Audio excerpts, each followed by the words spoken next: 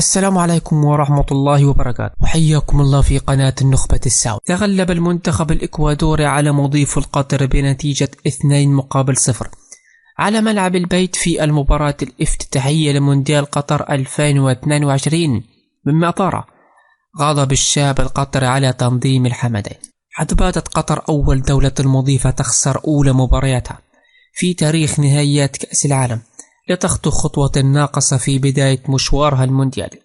حيث سيطر منتخب الإكوادور على مجريات اللعب على مدار شوطي المباراة، في الوقت الذي لم يظهر فيه العناب القطري بمستواه المعهود، والذي أهله للفوز بلقب كأس آسيا 2019 والمركز الثالث خلال نسخة 2021 من كأس العرب.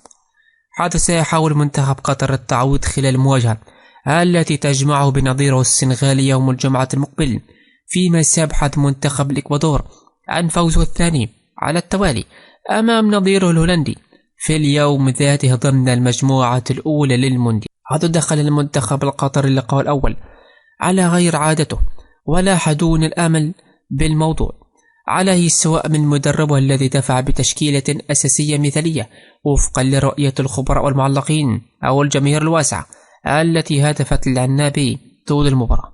ولكن القطريين انتفضوا واستثاروا غضبا عبر موقع التواصل الاجتماعي، محملين هذه الخسارة إلى تنظيم الحمدين. حيث قال حساب الناشط القطري الحقوق عبر تويتر: منتخب قطر، هذا المنتخب لا يمثل الشعب القطري، وإنما يمثل نظام الدكتاتور الساقط صعلوك الجبان تميم بن حمد الخليفة الثاني وعصابته الجبان. وأضاف مغارد آخر: ولا زال الإخوان الغير مسلمين ومعهم قناة الجزيرة يكذبون.